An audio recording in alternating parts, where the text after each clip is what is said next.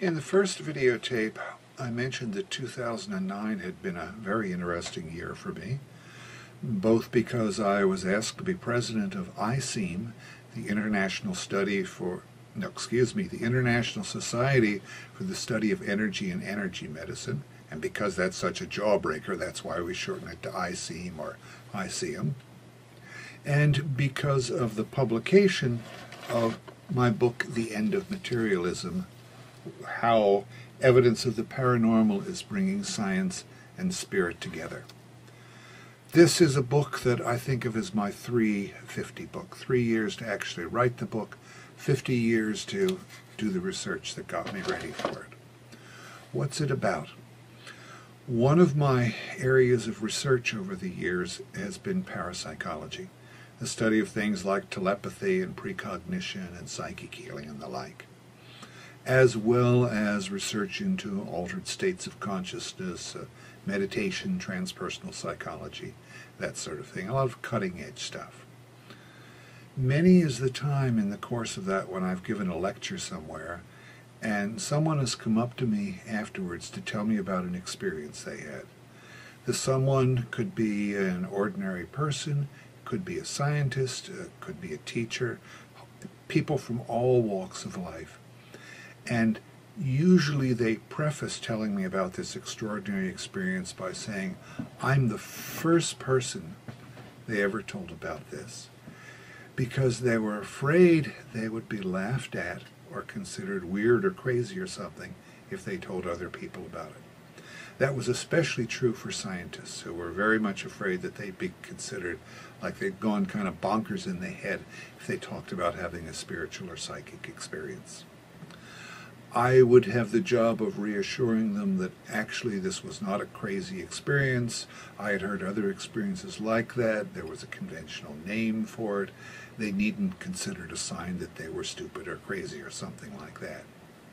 And yet this attitude is very common in high circles, authoritative circles of counselors, doctors, leading scientists, that there is no spirituality, or that's just some kind of abstraction, but the only thing real is the material world, and there's no God or gods, no angels, demons, no mystical experiences in that. So I have heard from so many people over the years who've had psychic or spiritual experiences or have aspirations to become a more spiritual person and think that science has proven that that's all nonsense, so they must be dumb or stupid or crazy to care about that sort of thing. The End of Materialism is a book written specifically for those people. The primary point of the book is that if you look at the results of real science, not scientism, and I'll make that distinction in a minute. If you look at the results of real science, there's a lot of evidence to show that human beings sometimes show the kind of qualities we would expect spiritual beings to have. And therefore, it's quite reasonable to be both scientific and spiritual in your approach toward life. That doesn't mean there isn't a lot of nonsense under the heading of spiritual and psychic, or under the heading of science, for that matter. There's nonsense in all areas of life, and we always have to work on being more intelligent and discriminating and figuring out what does and doesn't work and so forth. But the idea that science has somehow disproven the spiritual is not factually correct. Science has to be distinguished from scientism. Science is a process of discovering and refining knowledge. Science basically says you actually look at what you're interested in, you come up with ideas about it, because that's what we human beings are like. We like to figure things out. And then when you have some ideas that make sense, you test them back against the things you can observe. And you continually refine that process. You get your colleagues involved in it. And so things are always open to question and new observation. Scientism, on the other hand, is something quite different. Incidentally, a lot of people think I invented the word scientism. I didn't. Sociologists invented it back in the 1940s to point out that already many times the current findings of science in a materialistic way, had been accepted as if they were the final truth about everything in the universe, and then anything that didn't fit that was automatically rejected. Not scientifically examined, but automatically rejected. Okay? Materialism says the world is made of nothing but material particles and energies. We understand all those. And there's no room for anything spiritual in that. Therefore, there's no point even thinking about spiritual stuff, much less looking at it, because it couldn't possibly exist. Well, that's not science, that's a belief system. That's dogma, that's scientism. I spent a lot of time in the End of Materialism book showing people how to distinguish between genuine science and scientism. Most scientists, unfortunately, don't make that distinction very clearly. Science has been very, very successful when applied to material things, and of course we all love success, so we tend to just then think that, okay, that's the answer. So the bottom line of this book, The End of Materialism, is that it's reasonable to be both scientific and spiritual, and that's what comes of actually examining the evidence.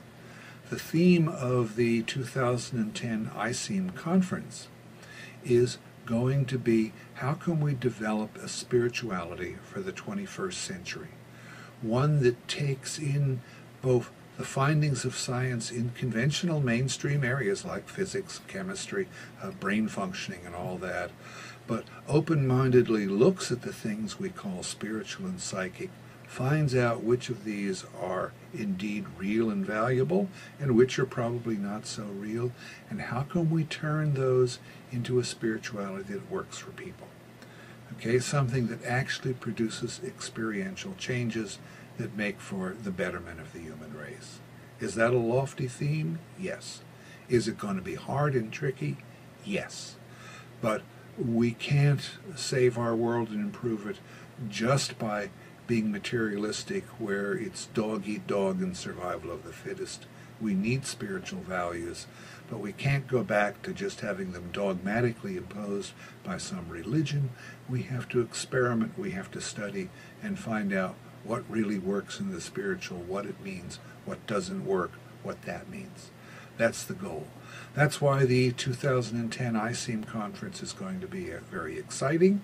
That's why, if you have ever felt that your spiritual experiences or aspirations had been put down because you think science has proven they're not real, that's why you'll find the End of Materialism or attending our 2010 conference will be a very interesting experience, and one that will hopefully free you to go on and think about and develop what is true in your spiritual aspirations.